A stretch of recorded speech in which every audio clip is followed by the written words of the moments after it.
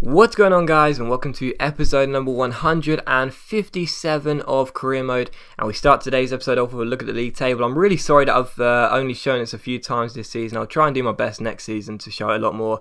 Maybe I'll do it at the start of every month. I don't know. I'll think about it. You see, it's really difficult for me because I play so far in front of the footage you watch on YouTube, and I keep forgetting to show the league table, and I don't want to show it like twice in the same episode, and it's really hard to sort of map it out, you know. So yeah, sorry I haven't shown it too much, but anyway, that was a look at the league table. But the first game wasn't in the league, it was in the cup. We had the replay against Queen's Park Rangers, of course. We drew 2-2 at the Stadium of Light. So coming to Loftus Road with a backup side was fearing the worst, really, but there's a lot of cup football in this episode. We have the FA Cup replay here, and we also have the 2 ties in the Europa League first knockout stage, so there's a lot of cup football. But yeah, we start today's episode off with Sido getting us off and underway against QPR here in this replay to make it 1-0 to Sunderland. And he sees Joe Riley finding Kivrak. Kivrak picks up the ball, lovely little fake shot, plays a great little ball into Dos Santos. Dos Santos' shot is saved, but there is Nicholas Elenius. I say this all the time, every time he plays, he does so well. You know, it's hard to fit him into the side, but when he does play, he does so well. He's a very, very good player to have in the side. Anyway, it was 2-0 here, and we were putting a sword to QPR straight away, and Sido was full of confidence in this game. He was having some absolutely fantastic skill, brilliant stuff by Sido, and Danny Pacheco, I keep pronouncing that wrong, I'm sorry if it gets on your nerves, but it's Danny Pacheco, isn't it? It's Danny Pacheco, not Pacheco.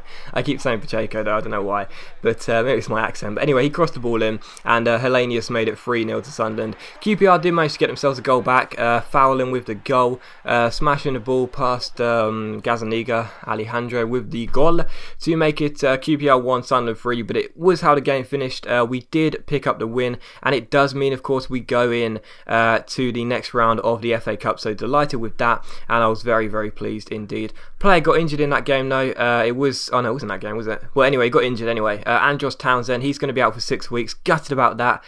Towns is going to have to spend his time in the medical room, unfortunately. He won't be doing some skinning for a while.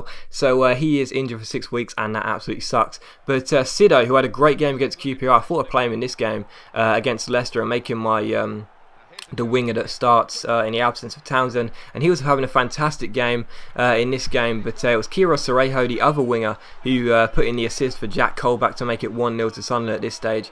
But he see Courtois win the ball here. Brilliant stuff from Courtois.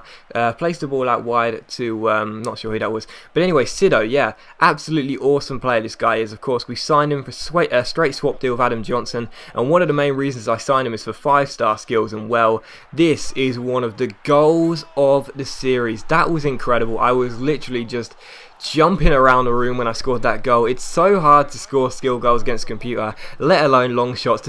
So to do 2 in 1 goal was absolutely awesome. That was amazing skill by Sido, and what a strike as well. He certainly does have that special something. Brilliant stuff from Sido. Probably should have showed the sliders to show I wasn't messing, but I'm sure you guys trust me. Brilliant finish from Sido. That was awesome. We got very unlucky here as we were looking to get a clean sheet. Danny Drinkwater's shot was blocked, but the ball just sort of trickled over the line with Courtois diving the other way. So 2-1 the final score. We do get a win. It is the most important thing, but clean sheets have been so hard for us this season. They really have, and despite having some fantastic defensive players such as Willems and Manini, and of course Courtois in goal, it's so hard to keep clean sheets with Sunderland. Don't know why, and was very disappointed to let that one go with just a few minutes to go. We did get a win, and that is the most important thing. Jarstein, one of my other centre-backs, gets injured, unfortunately. He's going to be out for 3 weeks, so that does suck.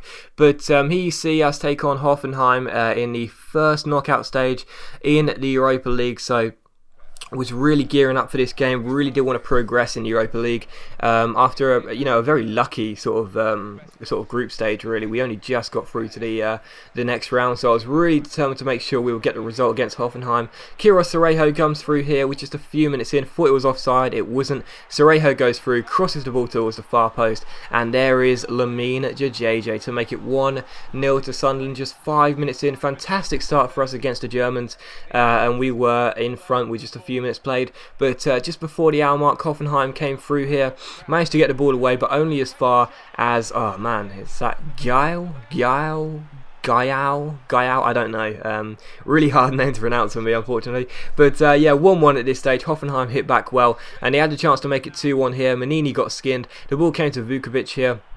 He played the ball out wide to Lopez. Lopez's shot was blocked. We just weren't getting the luck though, and the ball fell to Vukovic. You know, you need luck in the cups, and Vukovic unfortunately made it 2-1 to Hoffenheim. Brought on a double change here. Dos Santos for Kolbach and Hellenius for Sim. Brought on Hellenius, of course, because he has just been fantastic all season, really. But Hoffenheim almost sealed the game up here. That free kick just going wide of the post. But it was 2-1 here. Manini made a challenge, and Cristiano Manini, he's a great centre-back, but he also wanted to carry the ball forward and go on a run. My centre-back carried on his run. JJ found Kiro Cerejo. Manini was still going, but Cerejo played the ball out wide to JJ. JJ picked up the ball, didn't want to pass it to anyone. I know how good JJ is. I thought I'd go myself with JJ. Brilliant turn, and it's a fantastic finish by Lamine JJ. 6 minutes to go. We were back on level terms. Hoffenheim would have the advantage though into the second leg, of course, because they did have those 2 away goals, but I wanted to make sure we would take the advantage back to Germany. JJ finds Sido, he finds Cuvelier, brilliant touch by Cuvelier to get around his man. He finds JJ, the shot is blocked, but it comes to Nicholas Hellenius, my substitute. He's so reliable when he comes onto the pitch, and Hellenius makes it 3-2 to Sunderland, and that that is a cough, and that is how the game finishes. So Sunderland 3, Hoffenheim 2, a fantastic result. It looked as though, you know, in the last 10 minutes we were going to have it all to do in Germany, but we do get the win. We do take the advantage back to Germany. They do have 2 away goals, so we'd have to do our best not to concede. But yeah, a 3-2 win in the first leg, and I was very pleased with that. Russia also wanted us to manage them internationally, and I've said many times I'm not going to take an international management offer unless it is a big nation, so I said no to them. And we also had an FA Cup game, so like I said, a lot of FA Cup games in this, cup games in this episode, but we took on West Ham at Upton Park. Once again, put our backup side, thought we were going to lose. But with just a few minutes to go, like I say, luck in the cups. Dos Santos down the left-hand side here.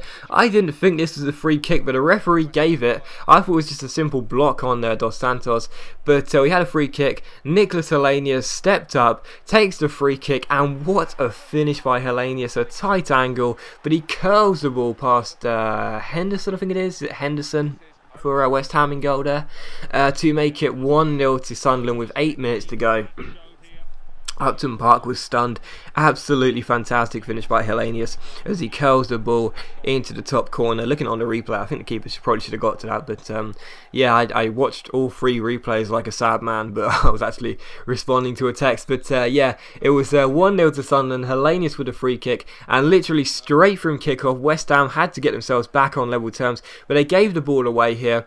It was Jose Rodriguez who made a challenge. Brilliant pass to Marcano. Marcano plays a great ball out wide to Danny Pacheco against Tompkins. What a great ball into the box, and Nicholas Hellenius dives in to get his second goal in 2 minutes, and we go ahead and take the win 2-0 away at West Ham with a backup side, and we go through to the FA Cup quarter-finals. So what a fantastic result at Upton Park, and yeah, we're into the FA Cup quarter-finals, and as things stand, who knows, we could be on for a treble: the Europa League, the FA Cup, and the Capital One Cup.